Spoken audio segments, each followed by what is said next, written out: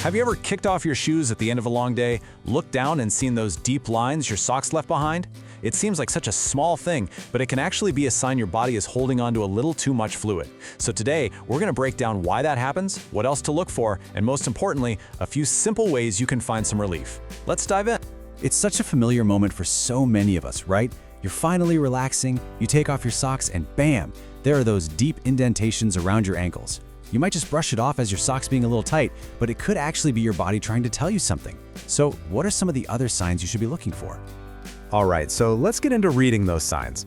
This is really all about learning to spot the subtle and sometimes not so subtle clues your body is giving you. So what we're talking about here is something called fluid retention.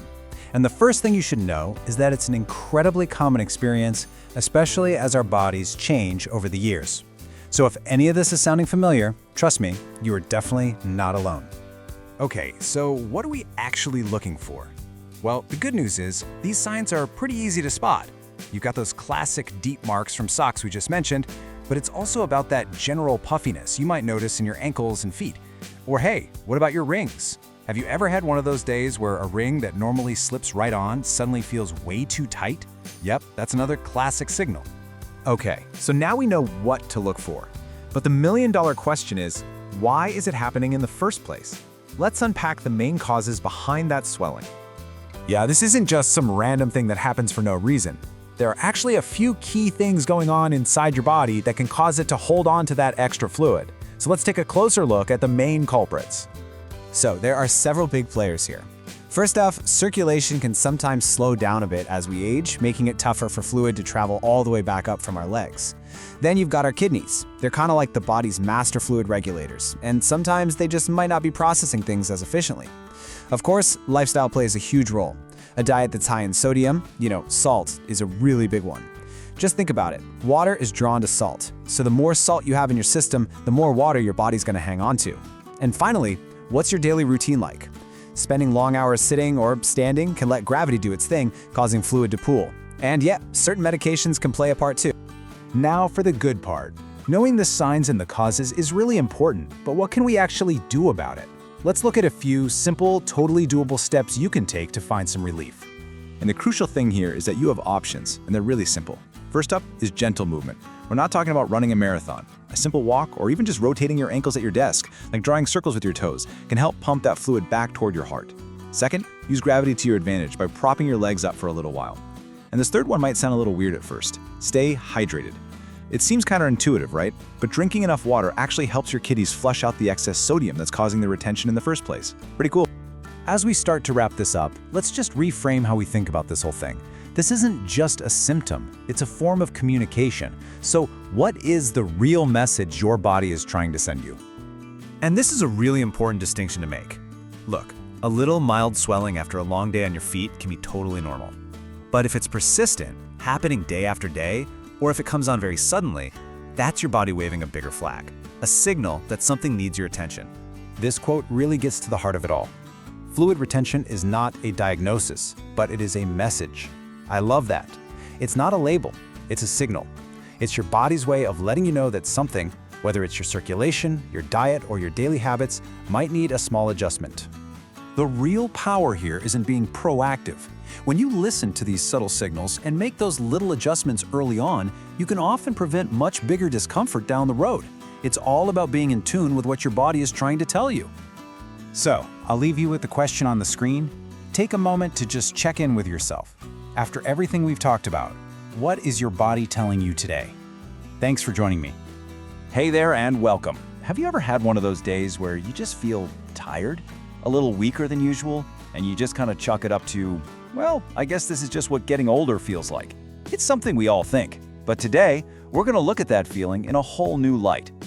When that deep fatigue settles in, or your muscles just don't have that same get up and go, it's so easy to use aging as the go-to answer. We just accept it. But is that really the whole story?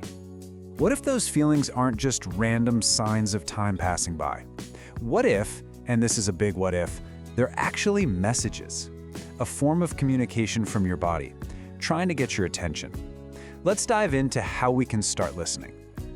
All right, so first things first, we have to completely reframe this conversation.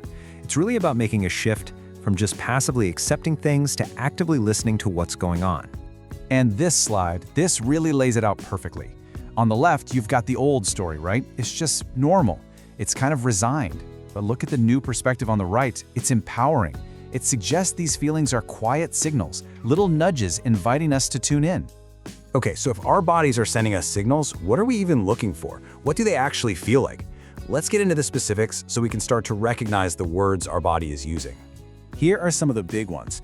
We're talking about that kind of fatigue that a good night's sleep just doesn't seem to fix, a general feeling of muscle weakness, or maybe you're getting those annoying cramps more often. The tricky part is that these things tend to creep up on us so gradually that it's super easy to just ignore them. And it doesn't stop there. Think about other subtle clues, like maybe your nails seem more brittle, or your skin looks a little pale, or maybe you've noticed it just takes you longer to bounce back after a long walk or some yard work. Any one of these on its own probably doesn't seem like a big deal, but when you put them together, they start to paint a pretty clear picture. So, we've identified the signals. Now, for the really interesting part, what do they mean? Why is our body sending these messages in the first place? Let's decode them. A lot of the time, the answer boils down to something called nutrient deficiency. And listen, this doesn't mean you have a bad diet. It's just that as we get older, our bodies can get a little less efficient at pulling all the good stuff out of our food.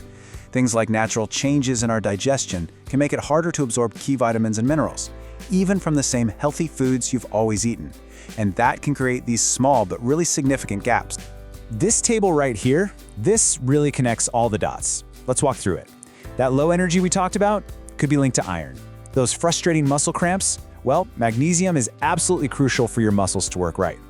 Then there's vitamin D, which is a huge player in balance and immunity. B vitamins?